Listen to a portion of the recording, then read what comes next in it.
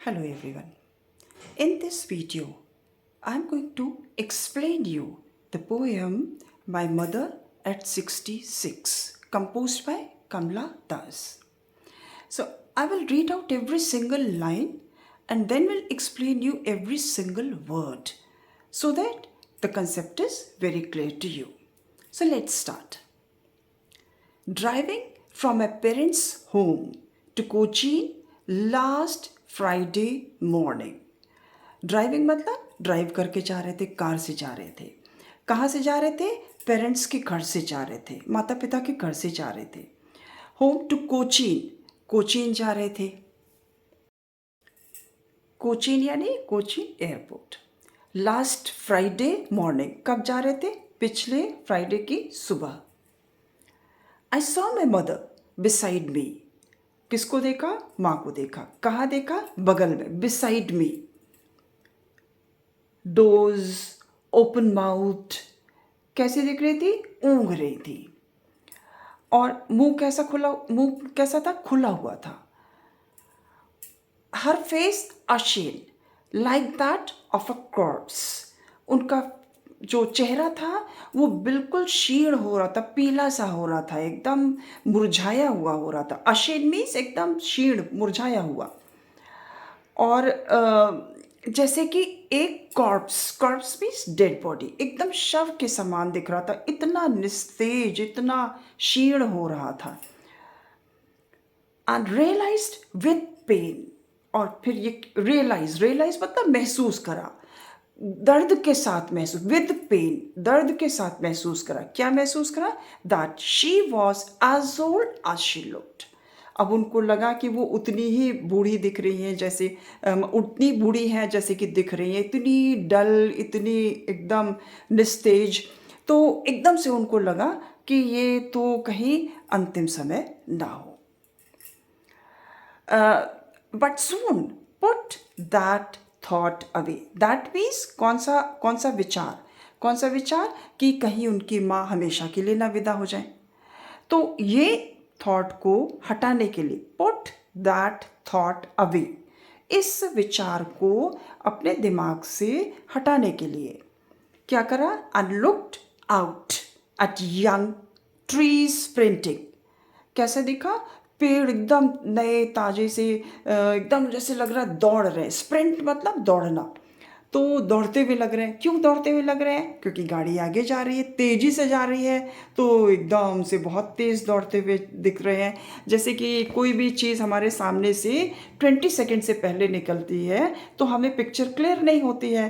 तो वो एकदम ऐसे लगने लगता है कि सब स्मज होता चला जा रहा है, दौड़ता हुआ चला जा रहा है. तो अब उनको पेड़ दिख रहे थे जैसे भाग रहे हो. स्प्रिंटिंग ट्रीज यानी कि यहाँ पर क्या यूज़ करा गया है कि जैसे पर्सोनिफाई कर दिया है पेड़ों को, ऐसा जैसे भाग रहे हो. पर्सोनिफिकेशन का यूज़ करा गया है. और जो यहाँ पर ऊपर वाली लाइन थी उसमें ashen like that of a corps, यानी इसमें सिमिली का यूज़ करा गया है. किसके जैसा? एक शव के जैसा. द मेरी children spilling out of their homes. एकदम जो हंसते खेलते बच्चे एकदम घर से निकलते चले आ रहे थे, बहुत खुशी से निकलते चले आ रहे थे. तो ये सारी मतलब दो तरह का जीवन एक साथ उनको दिखाई दिया. एक तरफ बिल्कुल मरणासन अवस्था और दूसरी तरफ उमंग से भरा हुआ, उल्लास से भरा हुआ जीवन. यानी जीवन यही है कि आप कभी बहुत खुश रहते हैं और कभी एकदम अंतिम समय भी आ जाता है. तो ये दोनों अवस्थाएं, और खुद वो बीच में थी जो कि एक मिडिल एज्ड हो रही थी, तो वो उनका बैलेंस स्थापित कर रही थी, दोनों तरह की अवस्थाओं को देख रही थी. तो ये सारी चीज़ें कवित्री ने एक्सप्रेस करी है. She has expressed it very beautifully in very simple words. But after the airport's security check standing a few yards away. अब इसके बाद वो जब सिक्योरिटी चेक पर गए, सिक्योरिटी चेक मतलब कि एयरपोर्ट पे क्या होता है कि सिक्योरिटी चेक होता है कि आपके सारे डिटेल्स चेक करे जाते हैं, उसके बाद आपको अंदर जाने को मिलता है. तो जब सिक्योरिटी चेक हो गया और वो अंदर गए, standing a few yards. Yards मतलब थोड़ी सी दूरी. एक यार्ड मतलब एक दूरी की एक नाप है. जैसे कि किलोमीटर कह दीजिए तो यार्ड मतलब बस जरा सी दूर. तो वो वहाँ पे खड़ी हुई थी। I looked again at her, फिर से अपनी माँ की तरफ देखा।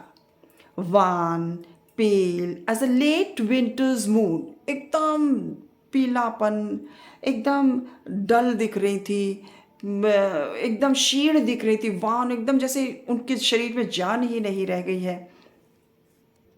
चेहरे पे एकदम पीलापन था। पेल मतलब पीलापन, वान मतलब बिल्कुल जान नहीं हो, फीकापन है एकदम। As a late winter's moon, जैसे कि सर्दियों में चांद दिखता है, एकदम बाद में एकदम जैसे लगता है कि उसमें पीला चमक नहीं रह जाती, चांद में एकदम फीका सा दिखने लगता है। उस तरह का चांद, उस तरह का चेहरा अपनी माँ का उन्हें दिखाई दे रहा था। तो यहाँ पर सिमिली का यूज़ करा गया है, यानी फिगर ऑफ स्पीच क्या है, सिमिली। किसके जैसा, लेट विंटर्स मून के जैसा। फेल्ट दैट ओल्ड फेमिलियर एक, अब इस समय फिर उनको वही पुराना जाना पहचाना सा दर्द, फेमिलियर मतलब जाना पहचाना, वही दर्द फिर उनके दिल में आ गया कि कहीं अपनी माँ को हमेशा के लिए न खो दे। माई चाइल्डहुड्स फियर, बचपन में भी यही लगता था, अरे माँ कहीं हमेशा के लिए न खो दे। But all I said was see you soon अम्मा, लेकिन कुछ और नहीं कर सकते थे, केवल यही कहा सी यू सून अम्मा। सी मतलब देखना भी होता है, सी मतलब मिलना भी होता है। तो उन्होंने कहा कि हम फिर मिलेंगे अम्मा। All I did was smile and smile and smile. अब यहाँ रेपिटेशन आ गया, रेपिटेशन फिगर ऑफ स्पीच आ गया।